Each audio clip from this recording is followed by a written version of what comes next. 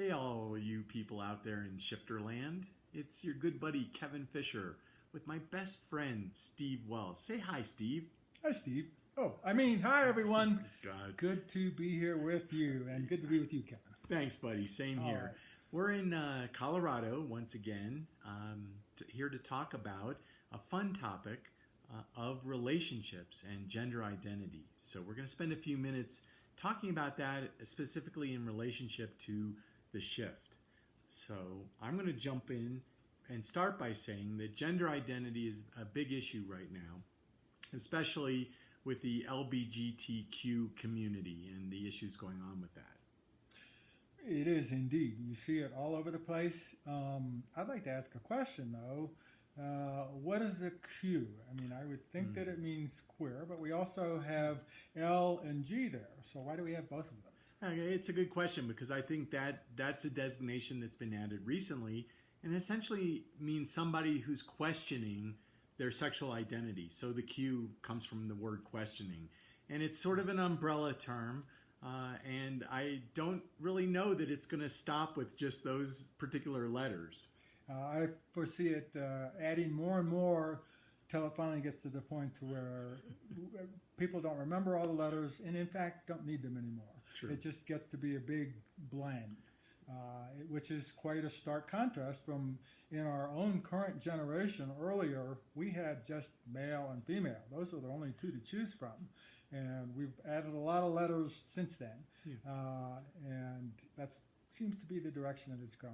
But yet it's interesting too, Steve, a couple of things. First of all, the term queer back in the 70s and 80s was considered a derogatory term, and now it's become an accepted term for someone who is questioning their sexual identity. And in the past, well, back in high school, for instance, Steve, I would say we never were aware of anybody that was openly gay. True. It was very rare anyway. There might have been just a few, but they were definitely the fringe. And so hasn't that changed a lot since then? Yeah. But I think now, especially with the shift that's going on now, there's a blurring of the male-female, masculine-feminine line. And so that is one of the ways that that's manifesting itself is the ability of people to identify sexually and interpersonally as not just male or not just female. And that's the essence, I think, of the LGBTQ community, and I see that as being very shift worthy because that blurring needs to occur. As spirits, we are neither male nor female, and yet we come down into this human existence as one or the other. But that line is blurring. As we go. It is, and as many people say these days, in order to take the separation out of it, they say love is love.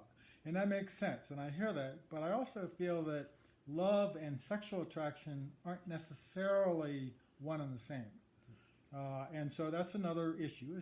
So there's two ways. There's gender identity, and that's how I identify myself, and then there's sexual attraction. And, what am I attracted to? And that would be, what would you call that?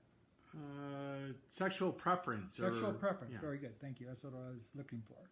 Yeah. So yes, and these are all shifting and blending, and the distinction between each, the boundaries are kind of falling away, and it's just a big mush, which I think is an aspect of the shift, and it's a beneficial thing. I think it serves us all well for that to happen. Agreed. It's hard to accept. Looking at it from an old energy standpoint, it's hard to accept without judgment these different preferences, but it needs to happen. It's something that if it doesn't happen, it's inhibiting our ability to move forward in the shift. So that's kind of the tie-in I see between the shift and this particular issue. But the other aspect that we want to touch on, I think, fairly quickly is relationships in general. And there can be challenges associated with relationships where one person is shifting or is embracing the new age way of looking at things, and the other person is sort of the old energy paradigm, and trying to make that relationship work can be a challenge at times. It can be, and it's not uncommon to see relationships with such disparity to end up breaking up because they can't manage that difference in perspective.